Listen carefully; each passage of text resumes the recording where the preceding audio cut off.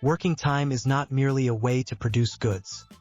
It serves a deeper purpose in structuring our society. Through work, we find not only a means of earning a living but also a method of keeping people occupied, organizing daily life, and assigning social roles. From the very beginning of our education, we are conditioned to adhere to fixed schedules. The rhythmic sound of a bell signals break times, and we engage in homework, performance evaluations, and deadlines. We are not genuinely prepared for freedom. Rather, we are trained to follow schedules and routines. In a society flooded with free time, individuals might begin to think more critically, question the status quo, and consume less. These shifts in behavior challenge the interests of those in power, who often thrive on a populace preoccupied with daily tasks and responsibilities. Historically, our work systems have roots in the Industrial Revolution, where the emphasis was on factory production and assembly line labor. The prevailing logic dictated that the longer one was physically present, the more they produced. However, in today's world, we are witnessing a transformation brought on by advancements in artificial intelligence, automation, and robotics. Despite these advancements, institutions are notoriously slow to evolve.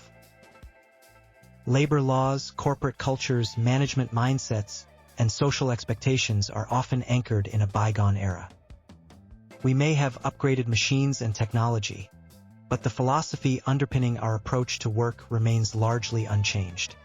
Consider the complexity of work as a form of control.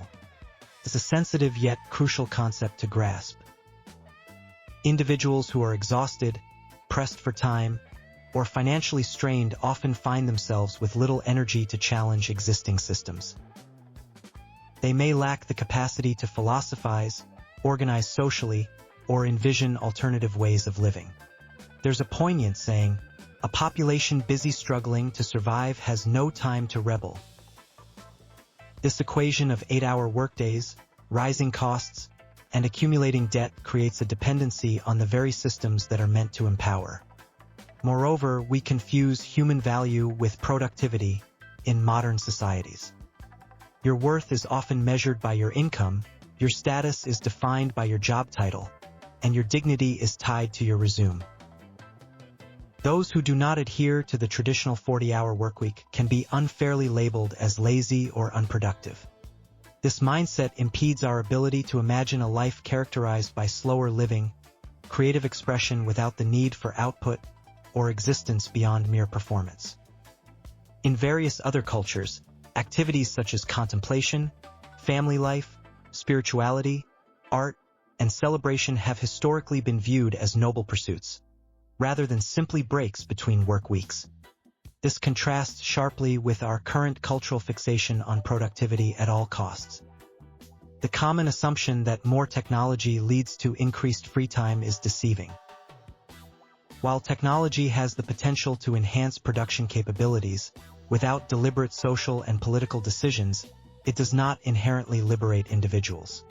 Instead, technology can accelerate work processes, heighten surveillance, blur the lines between personal and work life, and impose constant pressure on individuals to remain productive. The transition we are witnessing is not merely from factory worker to digital worker, but rather from one form of constraint to another, keeping individuals perpetually connected and engaged in work. Yet, amidst these challenges, a new vision for society is beginning to emerge. An increasing number of individuals are questioning the necessity of endless economic growth, consumer culture, work-centric identities, and the pervasive sense of time scarcity. New ideas are gaining traction, advocating for concepts such as voluntary simplicity, universal basic income, and a 4-day work week. These proposals seek to build a life centered around time rather than financial gain. Ultimately, we must reflect on what constitutes true wealth.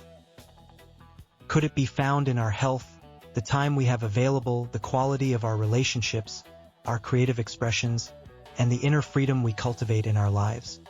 The essential philosophical question we must grapple with is whether we desire to produce more endlessly or to explore the possibilities of living a richer, more fulfilling existence.